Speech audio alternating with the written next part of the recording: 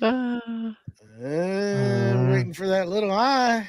Okay. That little sky. Where's it at? Still not there. What? There we There go. we go. Hello. Y'all ready? Yes, sir. yeah. Here we go. Welcome to Creative Makers Podcast with your host, Joey with Steel Blade Woodworks, Matt with Wacky Works Workshop, Jen with Jen's Turns, Jamie with JP Woodwork, and Jake with Northside Custom Crafts.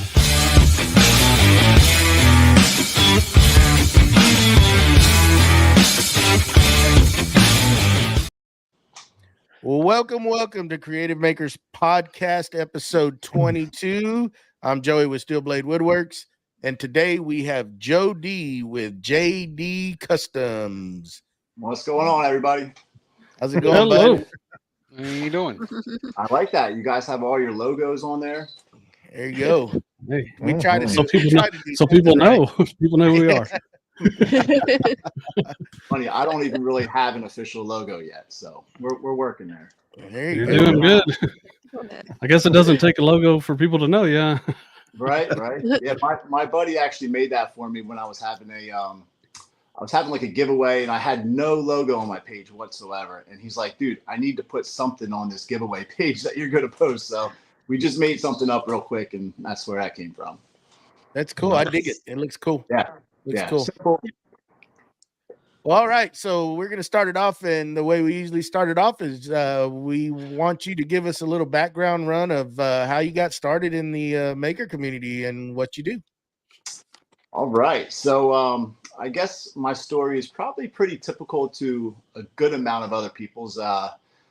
During COVID, I was laid off at the time. I'm a union electrician, which, that happens pretty frequently. It doesn't mean anything bad. It's just sometimes work is slow and you get laid off for like a month or two. But and I was doing a lot of house renovations, and gyms were shut down, and was doing a house project. And at the time, we needed I was putting up a big screen TV, and my TV stand was meant for like a 50-inch TV. So the TV stand was so tiny compared to the big screen that I got, and I said, I got to make a new stand. Like, I don't know. For me, I need this TV stand to be at least wider, as wide or wider than the TV.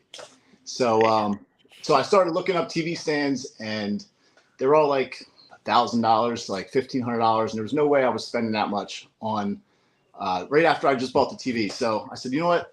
Let me go on YouTube and just see if I can find something I can make myself. And sure enough, dude, I found one, and just the guy showed every step, part for part, like size for size, like everything was spelled out for you. And I made this TV stand, and it came out looking great. So that kind of like sparked the whole thing for me. Nice. Super cool. All right, Joe. My name is Jake Thompson. For people at home, I'm from Northside Custom Crafts, and I usually do an icebreaker. My icebreaker for you, Joe, is: do you even lift, bro? Not as much as I used to, but yeah. I like working out just because just it kind of like it's like therapy almost, like you get in there and you just put music on, and for that hour you don't care about anything else that you got going on in your life. You can have all these problems going on, but you get in the gym for like an hour, you put music on, and you just push some weight around. So that kind of like, I don't know, it's just kind of like therapy for me. Yeah, I do a little taco lifting. I need some therapy. Yeah. Well, I prefer retail therapy, but I work hard on my image. Yeah, everybody needs some kind of outlet, some kind of therapy. Whether that's crocheting or I don't know, anything. Eating. Yeah, you need some kind of outlet. Get away and kind of do your thing. yeah, spending time in the shop is a good one for me there. Oh yeah. The shop time is definitely pretty similar to that for me. Yeah. So hello everybody, I'm Jen with Jen's Turn, and my first question for you, Joe, is you are one of the most open makers about sharing your full processes. Like you said, the guy that you watched on YouTube and he laid everything out. Right. Is that why you share your processes? Like, what makes you be so giving when a lot of people are Yeah, not? I just honestly love showing the whole process. I don't know. I feel like there's a lot of people that were like me, like you were just saying, who kind of don't really know how to do certain things a certain way. So I feel like maybe I can kind of show them my way, and maybe they'll take something from that. So maybe, I never feel threatened by anybody. I don't care if, everyone else knows how I do something, because I feel like my piece is going to, set itself apart from someone else just because it's my own style. So I just kind of always never, and I like just recording content. So that comes along with it. Well, I definitely appreciate it. I learn something every time I watch one of yours. I'm like, where's my notepad? I got to write down what Joe did today.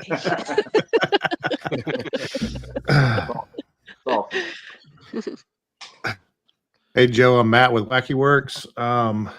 Question. So you said that you listen to music when you lift. What do you do in the shop? Yeah. What are you listening to? That's weird. I listen to pretty much everything. The only thing I don't listen to too much is country, and not because I don't like it. I do like country when it's on, but that's one genre that I never just dove into on my own. So, but mostly classic rock, just whatever's on the radio. Okay. Joe, I'm Jamie from JP Woodwork. So you've probably been asked this probably hundreds and hundreds of times, but how does the resin react to hot cigars or cigarettes when it touches it? So that is a question that I get asked a lot. And a lot of people, like, I don't know if you call them trolls or whatever, but a lot of people will just throw out a comment like, that thing's going to be ruined as soon as a flame touches it. And yep. And I just kind of have to laugh at that, because they don't even know, like, the whole process, or they just, jump right in and think they know what they're talking about, which I kind of let that stuff go. But I personally give, I got a piece right there, but I give a piece of glass with all my ashtrays. So the glass is just, half of an inch smaller than the bowl. So you can just slide in the piece of glass, and they can ash right on the glass. The ash or the flames won't hurt the glass whatsoever. And then when they're done, you just pop it out and rinse it right off, and you're good to go. Like a piece of ceramic, like a stubber kind of deal. Like a piece of glass, like heat treated like glass. Yeah. It'd probably be a lot better. It'd be a lot better if they asked, "Hey, does that mess with that?" Instead of "That's going to ruin your life." Right. Like if they were just more informative about it, instead of being so like directly like they know what they're talking about. But I mean, that's going to happen. I guess the bigger you're following, the more of that you're going to get. Yeah, it's okay to call them trolls. It's okay. Yeah. But just to add on that, I don't personally smoke cigars. So I don't really, I know it's probably terrible to say this, but I haven't really tested one of mine out yet. But there's another maker out there, Woodmore, who he personally makes them, and he smokes out of them, I think, on a daily basis. And he shows in his videos using his ashtray, no glass in it, just straight epoxy, ashing in it, taking it over, rinsing it out, literally nothing wrong with it at all. So under like regular conditions where you're just ashing in it like you're supposed to, it's fine. But I mean, if you sit there and hold the cigar on it, I'm sure you're going to blemish it somewhat. So yeah. If you put it out like you do, if you put it out like you do on a step kid. Right. Like, that's going to leave a mark. That's going to leave a mark. My bad. Sorry. So,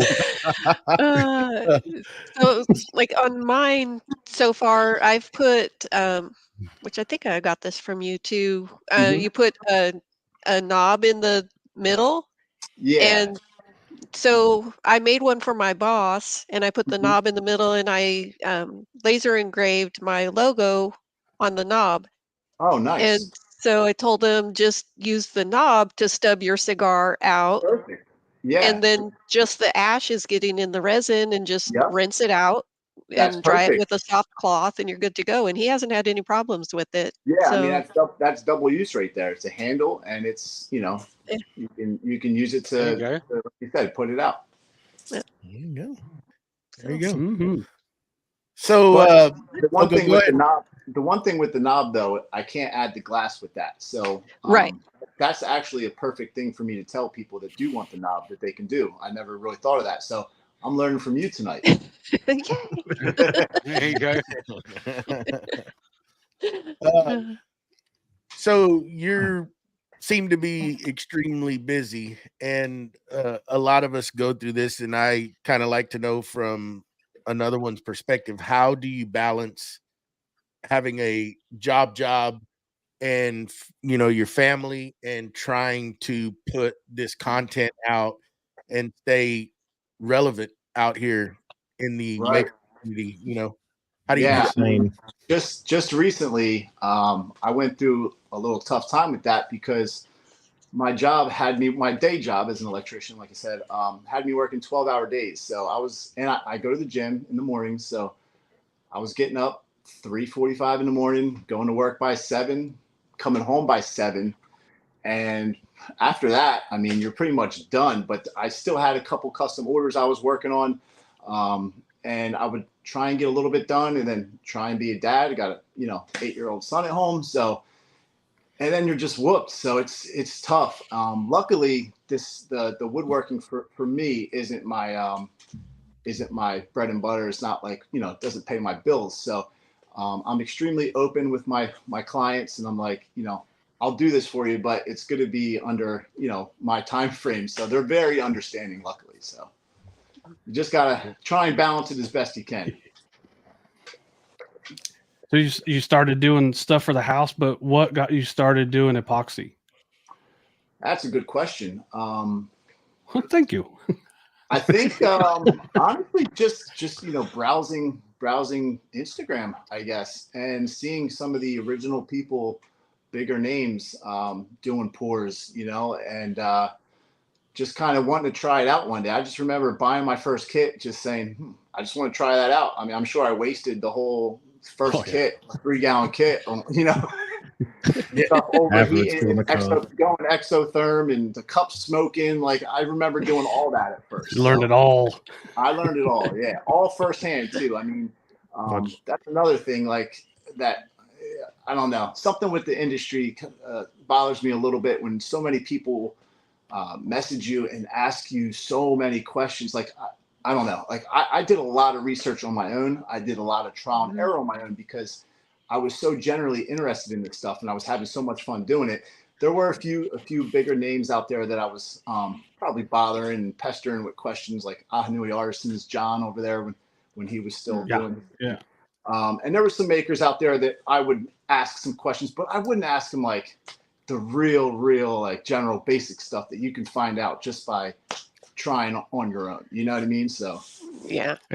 It's super tough when it's very, very obvious they haven't done 1 ounce of research. So here's a tip for you. Okay. What I do is I just send them the videos that I have covering that. Right. Just link. Not an answer. I don't answer them. There's not typing. It's just send them a link. Right. Send them a link. See, and that's the other thing is, like, I'm working a normal day job all day and these messages are coming in, and you're trying to balance all that too and getting back to people and not seeming like, too good to write people back. Like, you always want to just, please everybody. Sometimes it's hard. Yeah. But I do try and show my whole process for that reason. And then I'll still get questions, even though everything he just asked me, or he or she, was right there on my page. If they would have just did some, scrolling on their own and did some looking, it's all right there. Like, I show 100% of my process. I hope they're not going to watch this, but anyway, I had on my website, there's a contact form there. You can contact me. A dude asked me some sizes on some of my molds, and it's on the website, on the description of the thing. So I politely told him what it was, and that's it. You don't want to make them mad, but it's like, it's hard to be nice when it is zero effort. Nice guy. Like, I try not to be mean. I try to answer everybody, but even I get a little bit annoyed sometimes. But There's the lady in the chat. When it starts to get to a certain point, you're going to get that. You're going to get that. You're putting your process out there for people to look at. So Connie in the chat says, unless you start your conversation with good morning, if they don't say good morning, if they don't say good morning, I just say good morning back. No matter what they said, I say good morning. Yeah, until they tell me good morning and stop them right there. First off, good morning. It's a rule. It's a rule. Right. I forgot one time, and I messaged Jake early in the morning, and I was like, "Hey," and I sent it right. Well, I sent a video deal, right, and private video, and then right after that, I was like, I didn't say good morning, so I had to send another one. I said, "Hold on, good morning." Right. Don't read that first one. That happens on the job site. Just so you guys know, that happens almost daily. You walk in, you start going over what you're doing today. You're like, hold up. First off, good morning. Good morning. Yeah. Manners. Right. Simple greeting goes a long way. It helps a lot. Yeah. It takes 2 seconds. That's right. It does. Okay, so here's a fun question. All right. For me. Because as I mentioned, I prefer the retail therapy, and I know that you tend to go that way also. What's your most favorite purchase that you've made recently?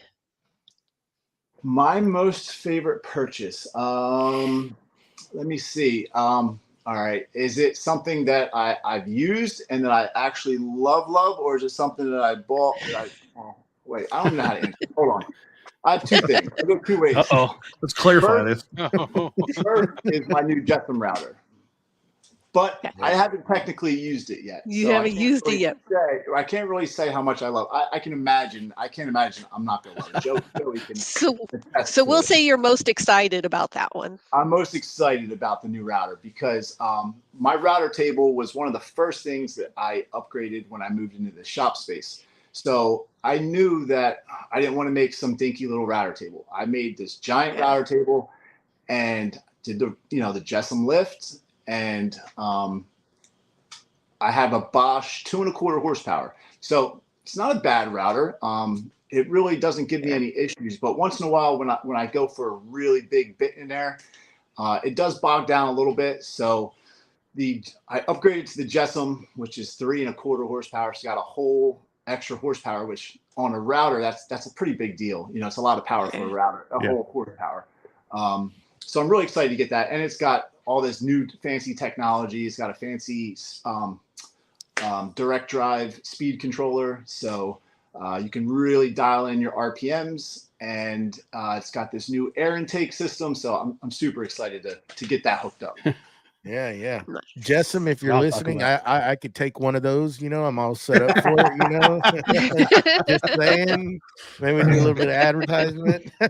Right. And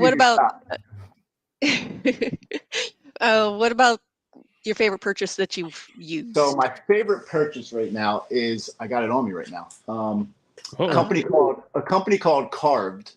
They make epoxy products. Your new knife.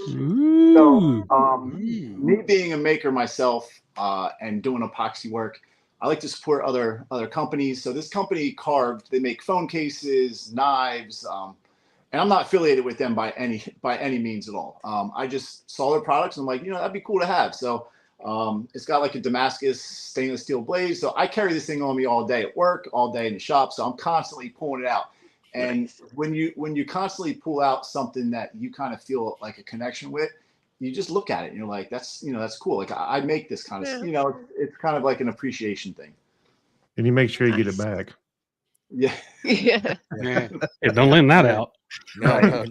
I actually have bought 2 so far. I don't know why I need 2 of them.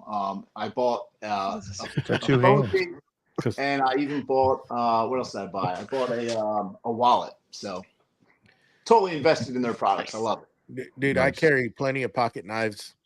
I got pocket knives everywhere. Maybe, one day if The Walking Dead really happens, I'll be prepared.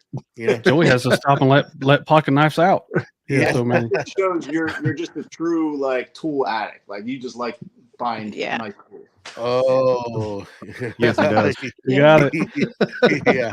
Well, and I sent Joe the links, and friends of mine own a knife shop here Yeah. not too far from me is EDC Specialties, and everything they carry is made in the USA, I have and they not do had a chance to custom look work at it yet, also. but I'm going to. Nice stuff. Nice Yeah. stuff. Yeah, I love I a have nice quite a pocket knife. collection going too. Mhm. Yeah. But So yeah, talking about your rather- tools, Okay. talking about your tools and your shop. Explain your shop. What size shop do you got going on there? All right, so I am in a one-car detached garage shop. It's back at my parents' house where I grew up in. I don't have the room for a shop space where I currently live. Excuse me. So basically, this helped me get into woodworking because my stepdad is a machinist by trade, so he dabbled in woodworking. So he had some tools already in here. So when I started doing, experimenting with doing woodworking projects of my own, I had some power tools here that I could come use, and that kind of helped me get into this. But his tools were a little older. They're older Delta stuff. I mean, there's a lathe over here. There's a Reliant planer. I think it's Reliant. I think that's the name of it. It's kind of like, it looks just like the old school Delta. I think it's just different name tag on it, but same deal. Right. And he had an older Delta table saw, which was really janky. Like janky's a word, but it kind of was sketchy. You know what I mean? It was like an old sketchy Delta. So the fence would always move on you. You'd have to check the fence every freaking cut. Like, Yeah. So so slowly, if you go back on my page and see this space, I completely just started renovating it, tool for tool, wall for wall. I added all kinds of assembly tables, like shelves, and I got tons of wood storage here. So now when my stepdad comes out here, he loves it because he's got all brand new tools to play around with. Free of charge. Yeah, free of charge. But I tell him when I do move out into my own shop space, like these tools are coming with me. All yours are stacked up over there. Yeah. We got a question from the chat. Martin would like to know, what is your favorite build that you have done? My favorite build. That's a great question. This year, I built a walnut coffee table. Now, this was a very, very interesting design request. So, person hit me up.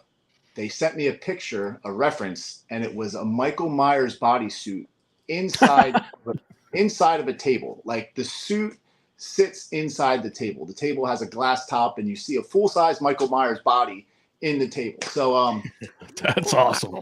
Yeah. The backstory to this is the guy's girl that he was talking to at the time. She was a big horror movie buff, and she had a whole room full of horror movie memorabilia. So this whole room was horror movie stuff, and he wanted this table made to be like the centerpiece of the room.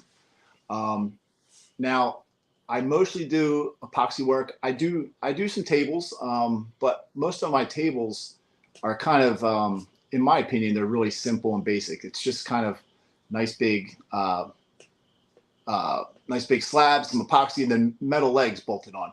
I don't really take a lot of pride in that because there's not much joinery. Like I want to start I like getting into more joinery and trying to like really test my abilities and my skills. So this table, I built it out of walnut. The reference he sent me was just pine 2x4s, and it was really, really crappy. I said, you know what? I'm going to up this design. And I made this Michael Myers table. If you go back on my page, you guys can, research it. But I did the top. I made heavy duty drawer slides. So I did a concealed lock. So I had a key card. When you swipe the key card by the side of the table, it unlocked the top of the table, and you could slide the whole table out. So it was almost like a people make those hidden gun kind of tables. Mm-hmm.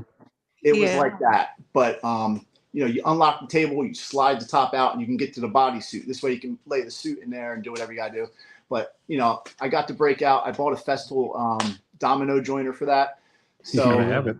That was my first project with it, and now I love that thing. So I made the legs, I made the stretchers, I made everything. I put these like steel bars around it, so it looked like Michael Myers was kind of locked in a cage. So that was my favorite of the year. And I did LED lights. It was all lit up, and the lights worked off a remote. It was pretty cool.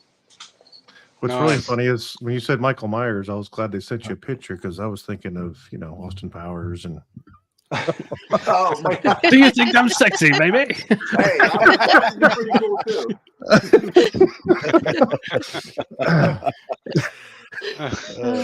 All right. So from tables to ashtrays, serving trays, and all the other stuff that you make, that all takes a lot of sanding and preparation. Do you have a dedicated sanding process for each product, or are they pretty much the same?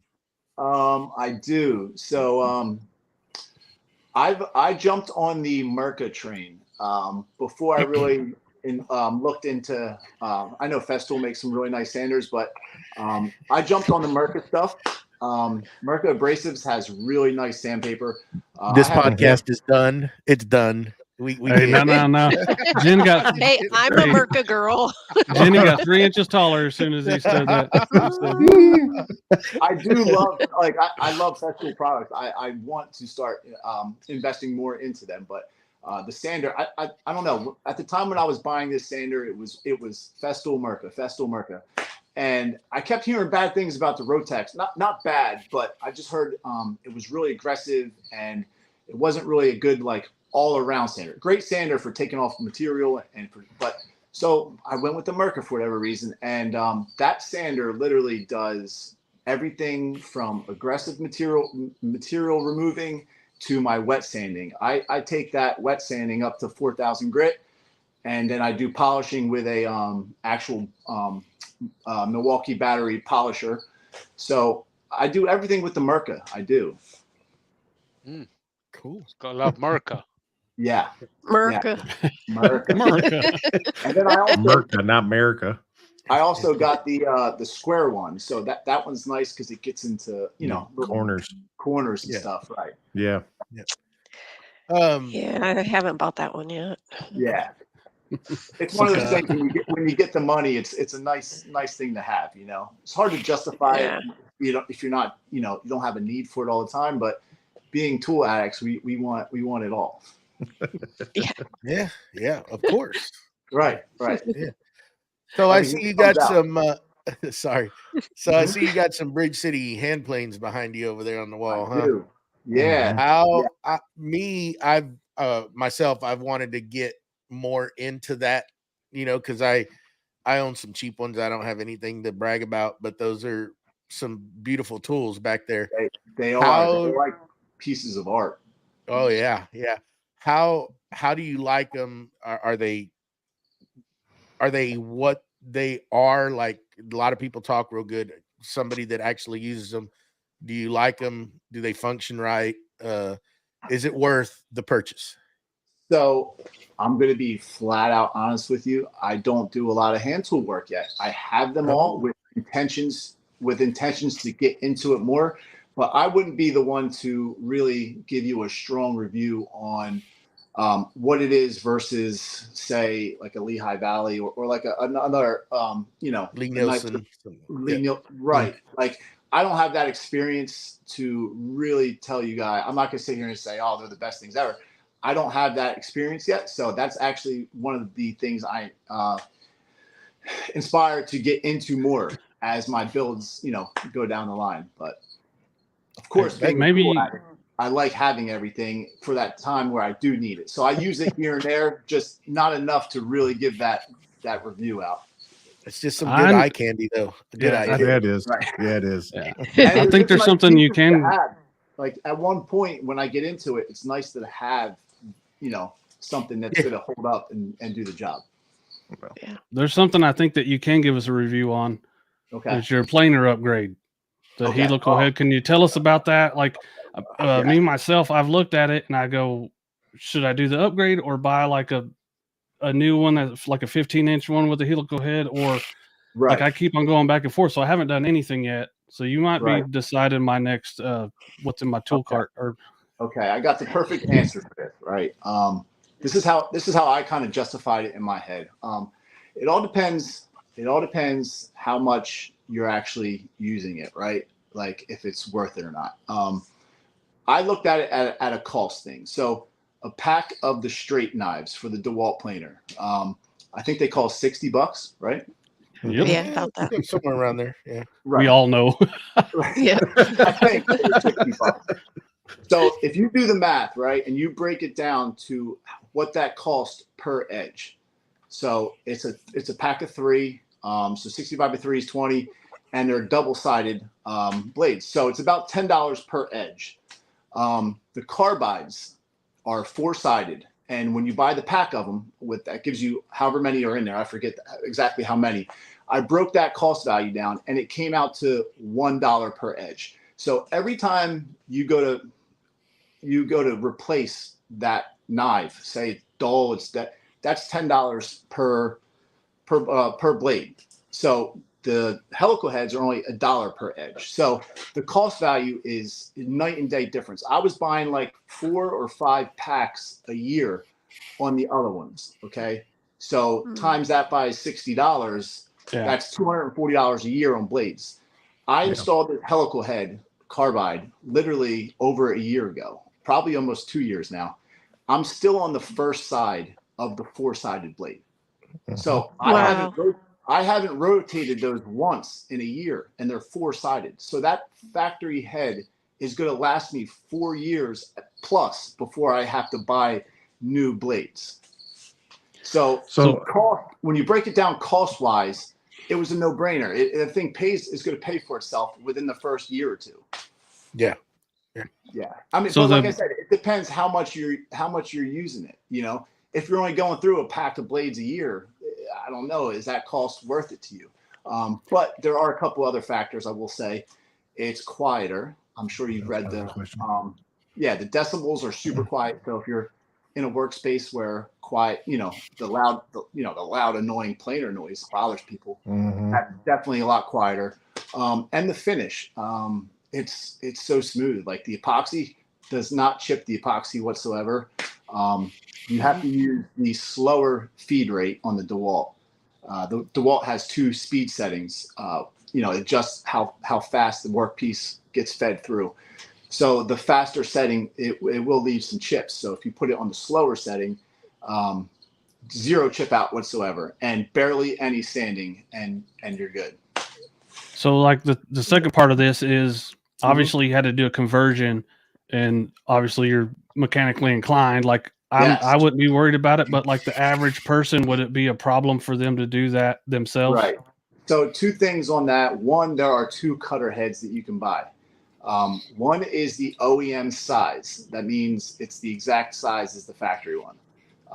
They also make one that's a little bit smaller, so it's easier to get in. And I think the point of that is you have to take off all the blades to get it into through the opening. Okay. Mm-hmm. With the smaller one, you still have to take off, I think, 2 of the 3 rows of blades to get it to fit. With the bigger one, you have to take off all the rows. So the bigger one, you just have to take off, an extra row of blades to fit it in. I personally bought the OEM size just because I wanted it to match what was there. So I just didn't see a need to buy the smaller one. If you're taking almost all of them off anyway, you might as well just, take them all off. So, not too bad though to get it done. I watched a YouTube video, just so I didn't make any mistakes. I probably could have sat here and figured it out, but YouTube's there. Information with this day and age is at our fingertips. Like it's such a great thing, So I watched a YouTube video. Guy showed part for part, and I did it with no issues at all. It took me a good, 3 or 4 hours, I think, but nothing was crazy hard at all. No. 3 to 4 for mechanically inclined transfers to about 12 for me. You did have it's to buy. It's going to be a full month project. Right. I did have to buy one tool though. It was like one of those snap ring pliers. Snap ring pliers. There you go. Yeah. I had to buy that, but other than that, it wasn't bad. So I you heard can of go those. on. I heard of those before. Yeah, Jake probably has a good idea what those are. If you go on Grizzly, I see Victor down there is asking the price wise for the DeWalt 13-inch planer. If I'm not mistaken, that's the 735. They're not specifying, but about $400 for that Right. cutter head, Right. somewhere around there.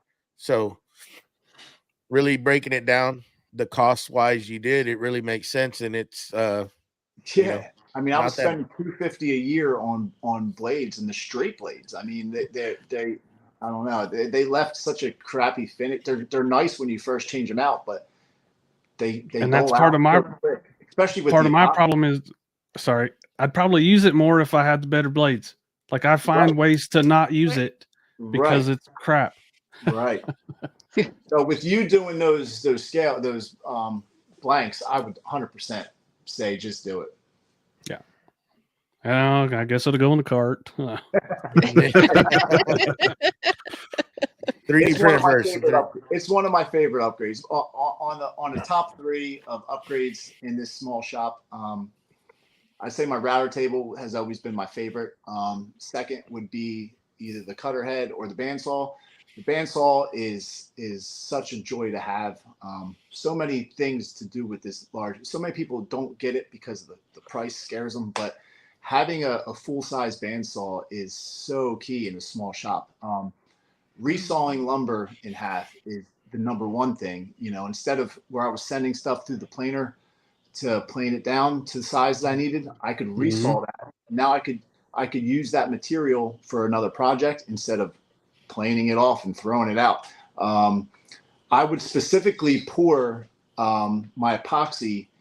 Say I needed coasters done, right? So coasters, I like to finish coasters around 3/8 of an inch or so, maybe half inch. I don't like them too chunky looking, but let's just say I wanted to make some coasters. Instead of doing it on a small piece of wood, I would take like a 1.5 piece or 2-inch piece, put it in there, do the epoxy thing. Now I can resaw that, 4 different times, and now I have 4 sets of coasters. Only the labor only one time now. I'm saving on labor doing it like this. Now I'm getting triple or quadruple the product for the same amount of labor, basically. Yeah. So Yeah, having the that's bandsaw, being able to resaw stuff really is key. Hey, bandsaws are the ticket, man. I agree. Yeah. And let's just say you have, I deal with a lot of burls. The grain is funky, so you got to watch grain direction. It's all over the place. Sometimes the thicker burls cutting on a table saw can get sketchy. You don't have like a great nice straight edge to keep on the fence. You push it through the bandsaw, no problem. I have a carbide resaw blade, so it makes 0 chance of kickback whatsoever. Just push it right through the bandsaw. It goes through like butter. So nice. yeah. Okay. So there's a question in the chat, and then I have a question also. So we'll do the chat first. Tim Robertson would like to know, do you have any desire to get into maker disciplines outside of wood or resin? What do you mean by maker disciplines? So probably like metalworking or crocheting or whatever, Crochet. something other than wood and resin. No. He said, "Nope." No. Pretty Nope, happy. I'm done with that one. I got so much going. I got so like. Yeah. Am I into any other hobbies? Is he saying like getting into another craft? Yeah. Yeah. like metalworking or something to that. I'll tell you to what, that metalworking does like let's just say I do a table and I'm looking for legs. There's so many ugly table legs that just look like the same old table legs. I see guys like, I'm gonna name drop right here, but Kiwi Wood Shop, I think. Yeah, in San Diego. Brendan, yeah, he fabs his own legs. So let's just say you have a river table and you have the epoxy going right down the middle. It's so ugly to see leg brackets shoot right across that epoxy. If you're doing a clear or translucent. So he'll design legs that just mount on the sides to support everything without going through the river.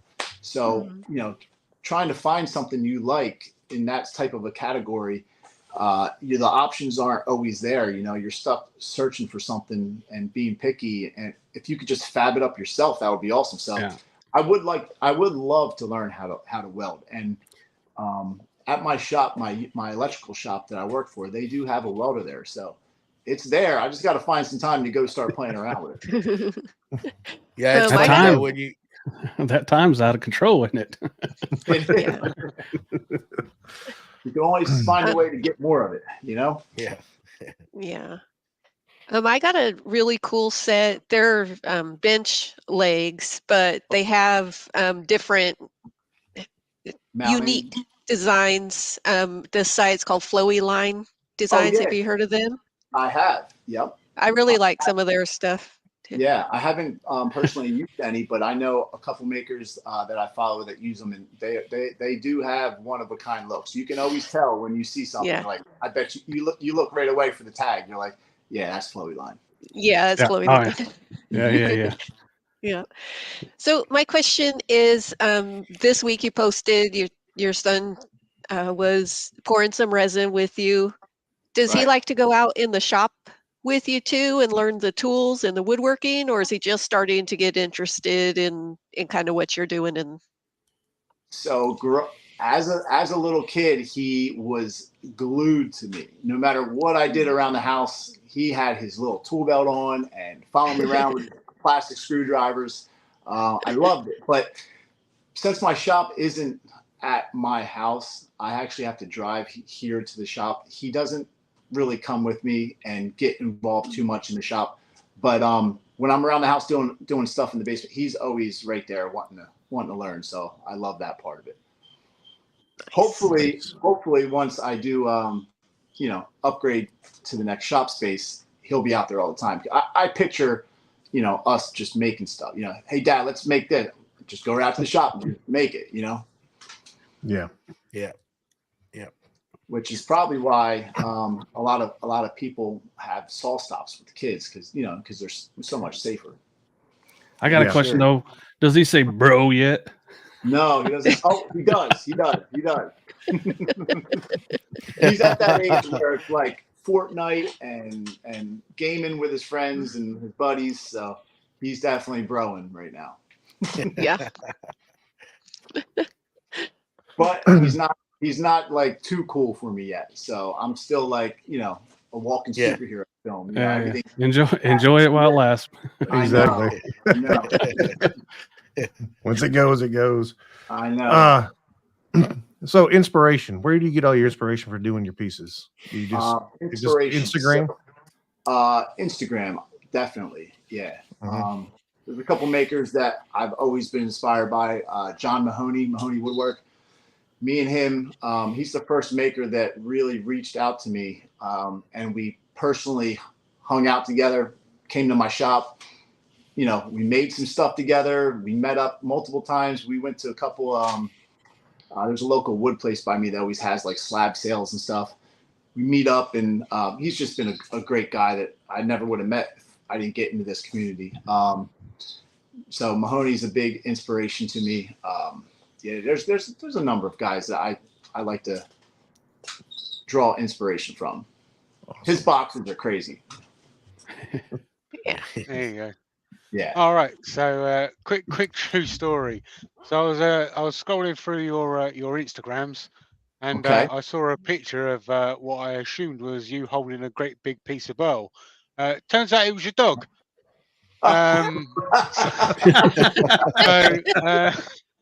That being said, how many animals do you actually have? That was the like the reddish dog, like the little curly dog. Yeah, like a kind of a ginger sort of dog. Yeah. I think it was about a year old at the time. I have a mini golden doodle. Not my choice, but that dog is wild and crazy. I did not know the temperament of that dog before we got him. The girl and kid said, we want this dog, and I'm like, all right, let's go get it. And now we got him, but he's cool. But my parents, I wish I show them to you guys, have 2 Newfoundlands. I don't know if you know what a Newfoundland is, but they look like bears. They're 180 plus pounds, and there's 2 of these things, and they're just gentle giants, just big gentle giants. They come out and hang out in the shop with me, so they're cool. Nice. There you go. I know you're probably eventually you've talked about getting into a bigger shop or whatever. What will be one of the bigger the next biggest tool purchase that once you get into a bigger space that you'd like to add to your arsenal? Ooh, shopping cart, man. I'm already on it. So one thing that I don't, and I'll take all of your guys' advice on this because I'm sure you guys all have one. Drum sander. I don't own a drum sander. Love mine. Yeah. So what are your thoughts on what you have and input? I'll gladly take, because I don't do many end grain boards, but that's something that's on my list to do. And end grain boards, as you guys probably know, you kind of need after you plane them or flatten them on your router sled, you got to knock them down a little bit. And doing that with a palm sander, I just would rather just send it through a drum sander. Probably. So I don't have one yet, but it's top of my list. Yeah. And I want the Jet. Jet. Okay. Yeah. I've used one a few times and I like it. Okay. I've heard good and bad things about the Jet. I was kind of steering towards the Supermax. Yes. I had a Supermax and totally cool, but you're going to have a learning curve, and it's going to come out of your pocket with sandpaper because you break sandpaper a lot. Oh, okay. All right. And then once you learn how to kind of keep it cool, just like with the planer, go slow, don't go deep, and then you'll be fine. But the way that paper's designed, it breaks, and it's $10 a pop. So because I have a small shop, I do not have dust collection in here. My dust collection consists of rigid giant shop vacs. So you got to have a dust collector. You got to have it. That's not an option. That's where I was getting at. So one of the reasons why I've held off on the purchase is because I don't have a true dust collection. And I know that you need that. So that's kind of stopped me to this point. And space. I'm kind of running out of space in this little garage. So I don't want to just buy a little one. If I'm going to spend the money on it, I want I think it goes go big, go home, bud. Go big or go 40, home. 48, not the 16 and 32, the next size up. I believe it's 19 to 38. 1938. Yeah. That's I just got one. Yeah. So the biggest thing that I mostly produce from my shop are coffee tables. Anything bigger than a coffee table. I do dining room tables here and there. I actually take them to my buddy. He runs a millwork shop, so he's got every freaking fancy tool. Got the giant $500,000 CNC. His drum sander is a double head giant one with two drums on it, so it hits two paper in one pass. So wow. So I would just keep using that. I know.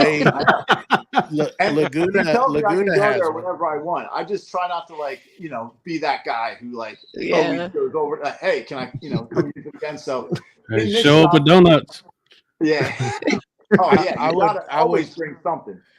Yeah, I would suggest that if you're going to do one and you're going to spend the money, is get a double roller if it's within the budget, so you can put two grits. Right. And it cuts down having to change them out because that's just tedious to do it, Right. They do have. There's not many in a smaller. Most of those with the double head are up there in size.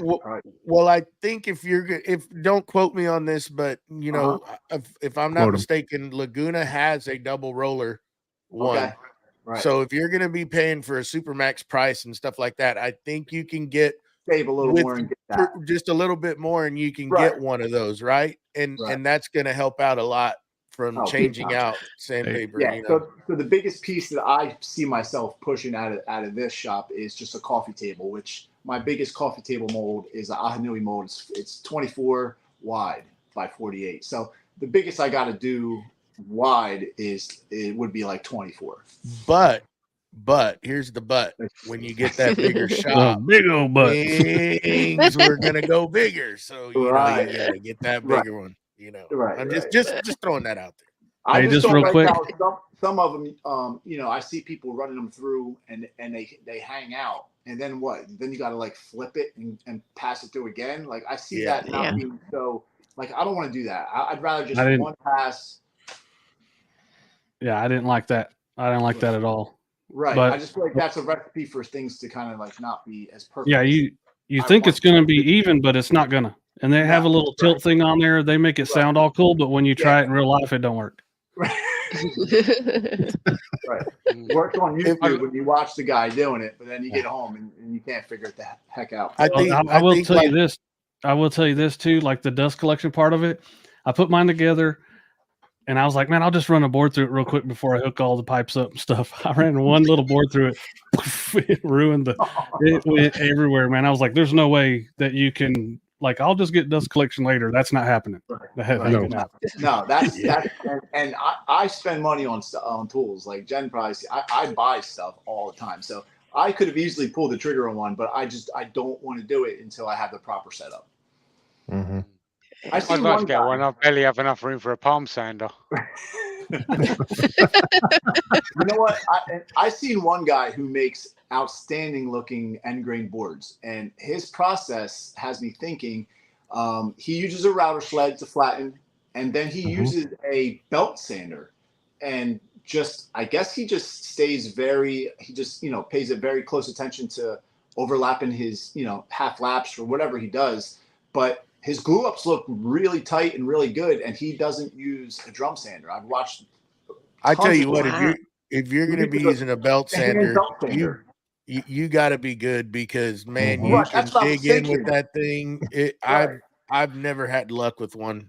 Yeah, me either. Terrible. The belt sander is not my friend. Watching the video, I'm like, wow, really? I wouldn't think that would be the move, because his boards look outstanding too. So he must have it dialed. I think the last time I used one, it was in the old shop, and it was an older Black & Decker. I think it was a heavy duty one that back when they made some good stuff. Right. And I think somehow long story short, I plugged it in and that thing took off and it pulled the cord out, and that's the way it left. That's the way I left it. Done. Well, I know that I built this week. I built an 18 by 18 by 4-inch thick cutting board in grain, and it was worth every penny to have my drum sander, because it just. I mean, I flattened it with my CNC, but then I went through and hit it with that. Right. I got through that 120 grit, and it was just easy to get after that, because it was nice and flat, nice and smooth. Put pencil on it, and it was just easy to do.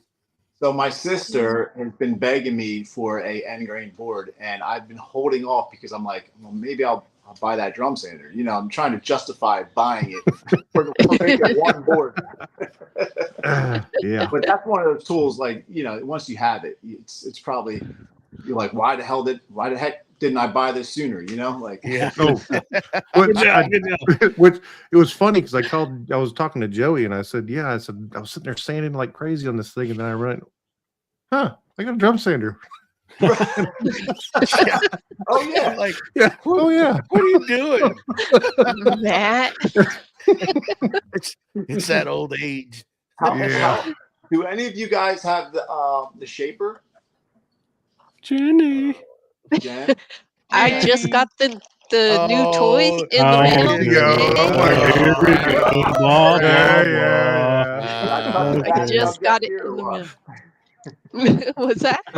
I said, did I touch on a bad subject here or what? Yes.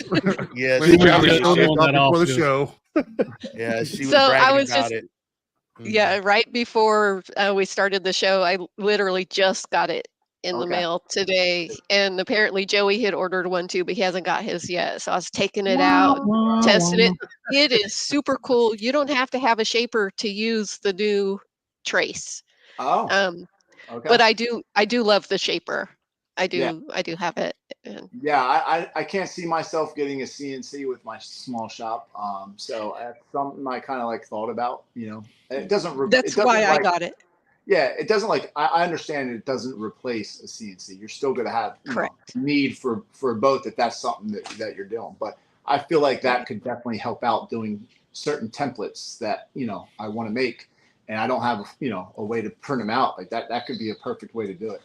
Mm-hmm. Yeah, before I got the laser, I was trying to make a template for the cigar ashtrays, and I used the shaper to cut the acrylic and Right. yeah. Perfect. So they're cool, and like you said, it doesn't replace the CNC. It doesn't do the real smooth 3D lines and Right. stuff like a traditional Right. CNC does.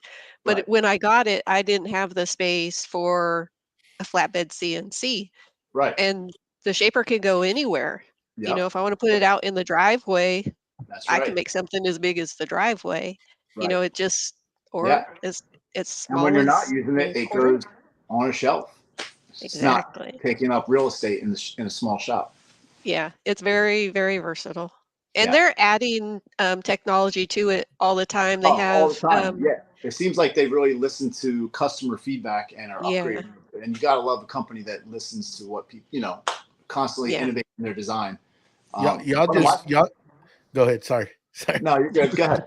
I was gonna be funny. And just say, y'all just need to have bigger barns like us. Just, Uh-huh. Right. yeah. Go on, Go Texas, show Texas. off. Yeah. One day, Joey, one day. Yeah. If my next house doesn't have a barn, I'm building a pole barn. Like it's There gonna you happen. go. Mm. It's my wife. Maybe you do. Nice. When I leave California someday, then I'll be able to. But in the Mhm. meantime, no. Yeah.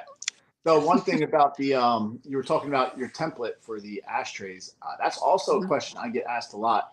People want to know if where I bought my template from, and I'm like, if you only knew how easy it was, all it takes is a circle jig. Literally, you can make it from MDF. MDF is smooth. Your Yeah. your router bearing can go right around MDF without any issues. No jumpy lines or anything. It's not like plywood. So Yeah. literally, all you have to do is figure out your inside circle diameter. I personally, on my larger ones, I do 7 inches. Start on the corner of a board, measure in whatever you want your center of your hole to be, cut a circle out of it, and then you just use your table saw to cut the 2 other sides. It's Mhm. like very simple. I made mine in my shop in like 2 seconds. Yeah. There you go. That's what I did. It took me longer than 2 seconds, but yeah, I did. I It used took me longer to set the darn router on the router jig than it did to actually make the whole template. yeah. I don't know whose turn it is, and I know I we're have no almost out of idea. time, and we I usually can- do the Can I get one last speed round. question and then we'll wrap it up? Yeah, Well, yeah. Yeah, go let's ahead. do the speed round. Yeah. Okay, we both have a mutual friend in Oregon, Okay. has worldwide burl, Yeah. and has auctions all the time. Go check him out. But I have to stabilize all mine because mine's going on a lathe, and Right. I'm in the epoxy I'm using doesn't like the moisture and all that kind of stuff. So I don't think that you stabilize them, but you do coat them and stuff. And I get asked that question all the time. So can you just talk about that a little bit? So I just got asked literally today the same exact question. A lot of people have some kind of a confusion on when and when not to seal the wood for epoxy. So my personal take on it, most wood has a certain moisture level, moisture content level that you want to make sure it's down low enough. If it's not, you're gonna have air bubbles coming out of your live edge, and if you're doing any type of a clear or translucent epoxy color, those bubbles may or may not get trapped inside, and you're going to see them. So they're not attractive. So I don't always seal every piece of wood that I pour. Actually, the only time I seal the live edge is if I'm doing a clear or a translucent pour. And like I said, the reason for that is if you do have any, you shouldn't have very much moisture coming out if it's dried properly, but that's not always the case. We know this. Moisture sometimes gets trapped in there. It's going to release, but if I'm doing clear or translucent, if you seal that live edge, those bubbles have no shot of coming out and getting trapped inside there where you're going to see them. If I'm doing a solid color like black, any solid color whatsoever, where those bubbles will not be visible, I don't bother sealing that live edge, because if any random little bubbles do come out and get trapped in there, you're not going to see them. And I think that the epoxy has a better bond straight to the live edge without sealing it than it does if you seal it. Not to say that anything is bad if you seal it, but I just think it's a better bond. Just the epoxy rates the live edge. So if it's a solid color, I don't seal the live edge. If I'm doing a clear or translucent pour, always seal the live edge, just as a precautionary, so you don't have those bubbles trapped. Just a little side note: you're not using super punky wood either, right? No, nope. Just hardwoods. Nothing's really punky like that. If it does have a punky spot, I usually cut it out or I go with something different. Okay. Nice. Okay, Joey. So my final question is, Joey or Jen, you very strong. Obviously, you go work out, Right. and when I watch you and you're using your drill press and you're using your router, you're just manhandling it, right? And you're just like, here, I'm holding it. Right. And I tried doing that once on my drill press, and it's all. I was like, okay, Right. not doing that. So, Right. what kind of clamping or what kind of system do you recommend for us mere mortals who do not have that strength, Right. but I don't want to damage the piece trying to hold it down? Yeah. So the one thing that really kind of even scares me is sometimes is the router table. I think a lot of people have a fear for that router table. So that just comes along with experience and learning, direction to push the wood and just knowing certain little things, how to ease the wood into it. But as far as like clamping down purposes, I love the micro jig system. I think I might even have a instructional process video. I made a giant drill press table with the micro jig system, and I have all the micro jig clamps.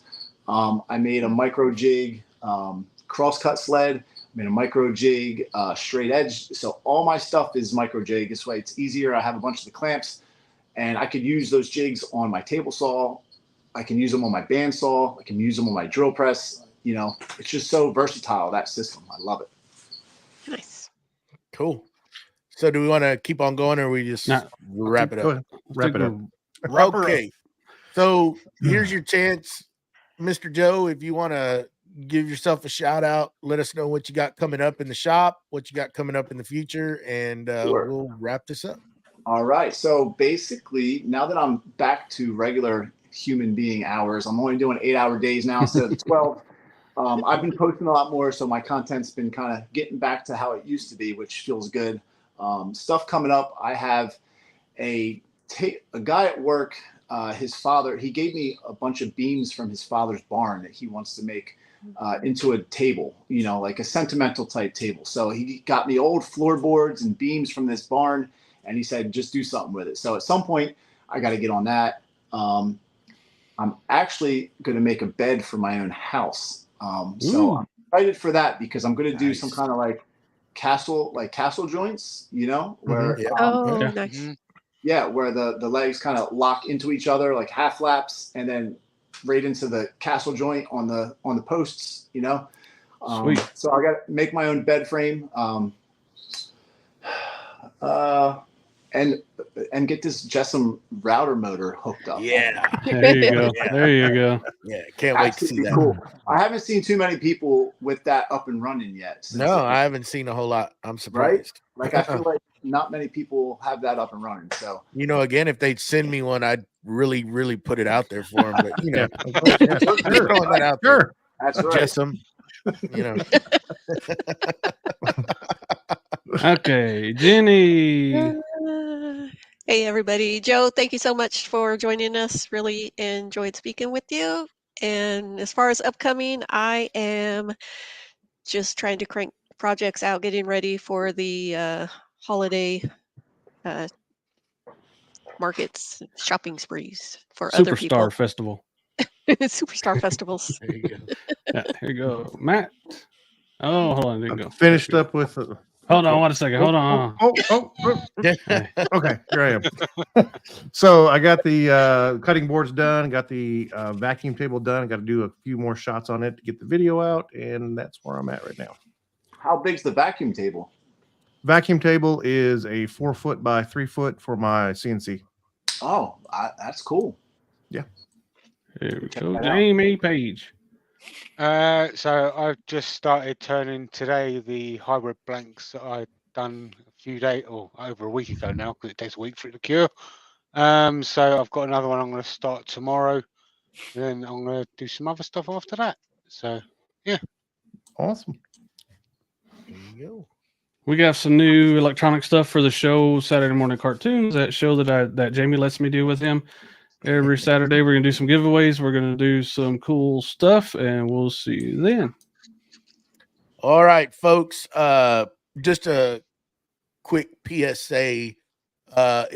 When you're listening to this and you're done, if you're on Apple Podcasts, Spotify, etc., please leave us a review. That helps the podcast get ranked. So we would really appreciate that if you would leave us a review. Remember, nothing less than 10 stars. I will not accept it. I will go hunt you down. I'm just kidding. But myself, I'm going to carry on with the office renovation now that I'm feeling better, kind of getting over this little sickness that I've had. And yeah, we're going to continue out in the shop and get that done. Next week, we have Ashley with Chip Builds. Same time, same place, same beautiful faces. Joe, thank you very much for joining us. It was a pleasure. Thank you, guys. It was a blast. Appreciate it. Yeah. Thank you, everybody out in the chat. We appreciate y'all hanging out with us, and we're going to pause, and we are gone.